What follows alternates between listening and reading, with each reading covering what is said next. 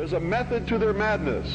There's really not much method to yours, because you're operating from a place of ignorance, and until you change that, you're going to be bumbling around, bumping into each other. You don't even recognize half the weapons that they use against you. And some of them seem so insignificant that you don't even try. You don't even try. That's why you're losing the war. And don't tell me you're not. You don't even try. Over the last 50 years, the population has been saturated with a huge intertwining web of meaningless conspiracy theories that could almost all be true, but almost never are. And if someone is to suddenly see the big picture of what is really going on, and seriously tries to alert people to the truth, then the public has been carefully trained to view them as a crackpot, or label them as another conspiracy theorist. It has been very cleverly orchestrated so that no one ever discovers the whole truth about anything, or sees the creeping malaise as it slowly spreads. No one ever notices the one hidden agenda, the one real truth that underlies all the others.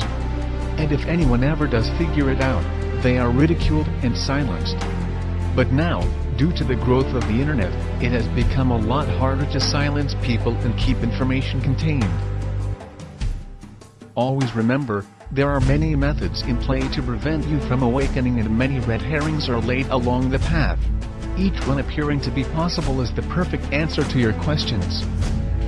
One of the two main tools used to keep you in a state of confusion without you knowing it, is the fluoride in your toothpastes and water supplies, and there are also many other chemicals that are added to processed foods to decrease your awareness and prevent your longevity.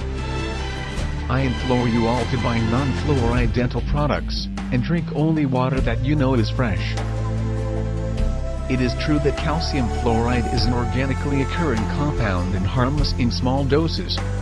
But the sodium fluoride that is used in dental products and water supplies is a cumulative poison, and it does not prevent tooth decay. It inhibits brain function and promotes docility in the subject. Very notably, fluoride was first used by the Russians in mind control experiments that were conducted on prisoners in the gulags. The Russians found that prisoners who drank fluoridated water were much more docile and easier to control than other prisoners. Fluoride is also the active ingredient in most antidepressant drugs, such as Prozac, clearly demonstrating that it reduces aggression and motivation in people. It has absolutely no biological or health benefits at all, and does nothing to protect teeth. In fact, it causes dental fluorosis, yellowing of the teeth and pitting of the enamel. If you think fluoride actually does help, then next time you are out shopping, I challenge you to pick up a packet of any brand of rat poison you care to name and look at what it contains. You will usually only find one ingredient: sodium fluoride. And it is well noted that a person under the influence of such a chemical is always completely oblivious to the fact. The ability of fluoride to do this is not some internet myth as many would claim and have you believe. It is the absolute truth. Yet even now, and despite the clear results shown in the latest fluoride studies, as more people begin to awaken and begin to question the situation the world is in, the more governments are seeking to combat this awakening by undertaking the increased fluoridation of their water supplies, touting dental health as the reason, when nothing could be further from the truth. The second, and perhaps the most important tool that is used to keep people in check and prevent them from ever becoming truly aware, is television.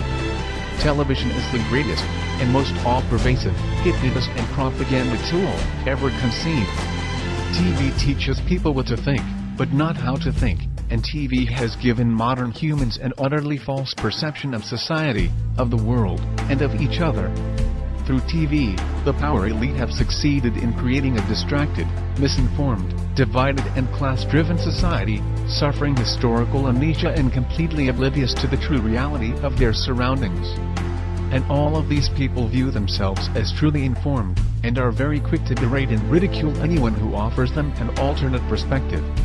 Subsequently, through the ideas put into their heads by TV, and through a TV-driven obsession with the collecting of meaningless trinkets, fashions and possessions that the TV tells them defines who they are as people, the power elite have also managed to rob most of the common man of their wealth, their lands, their education and their history. But most importantly, it has robbed people of their ability to think critically and objectively. And that is exactly what television was designed to do and exactly why it was invented. Every television set is also specifically designed to emit alpha waves.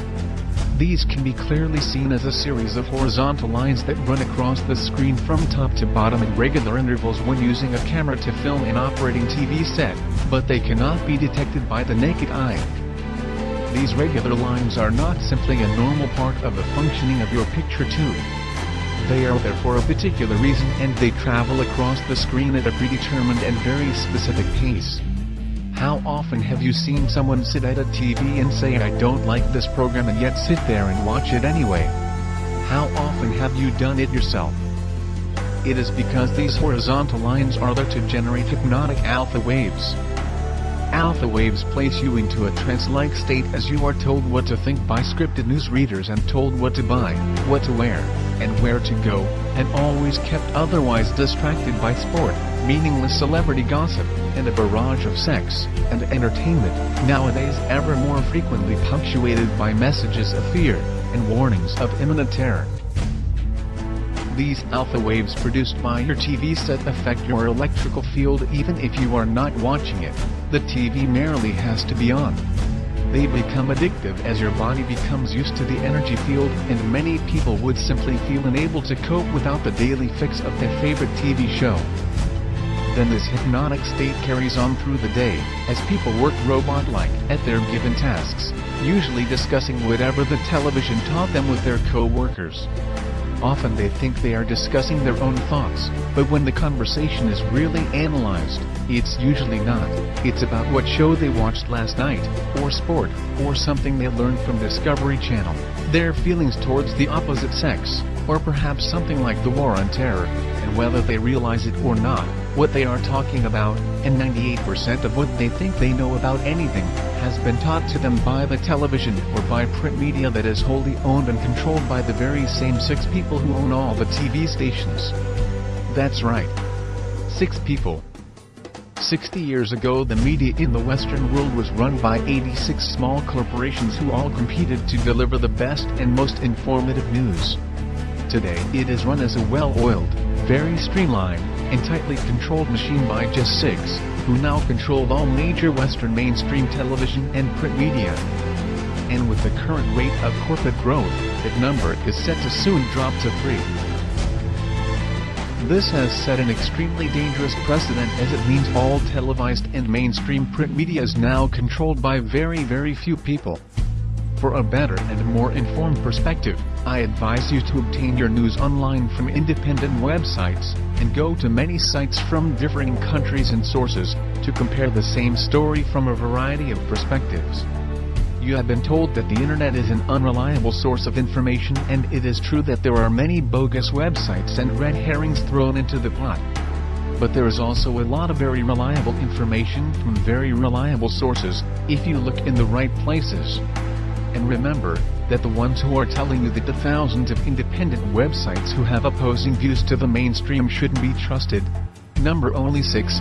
It is just that it's those 6 who control all the major media. So those 6 are able to control most of what information gets to the general public, and how such information is presented. It must also be duly considered that all of these 6 media corporations have extremely close ties to major financial institutions and arms manufacturers. Such a conflict of interests immediately poses huge questions regarding the objectivity and reliability of any information presented by these organizations. And if that were not bad enough, each one of these 6 corporations gets all their news and information from one of only 2 sources, Reuters or the Associated Press. These 2 organizations serve as an international news pool, and feed all information down to the networks. Only Reuters actually owns the Associated Press, and Reuters itself is wholly owned by the Rothschilds. This is why there is never any negative press about the World Bank or international banking cartels reported to the people by the media. It's why the majority of the people have no idea about Codex Alimentarius, or the real effects of fluoride, and simply do not know how the world and its corrupt money system is really run. There's a method to their madness. There's really not much method to yours, because you're operating from a place of ignorance, and until you change that, you're going to be bumbling around, bumping into each other, saying and doing the wrong things, not understanding the nature of your enemy. And if you don't understand the nature of your enemy and the weapons they use, you cannot fight that enemy. You can't fight the battle. You shouldn't even be on the battlefield. That's why you're losing the war.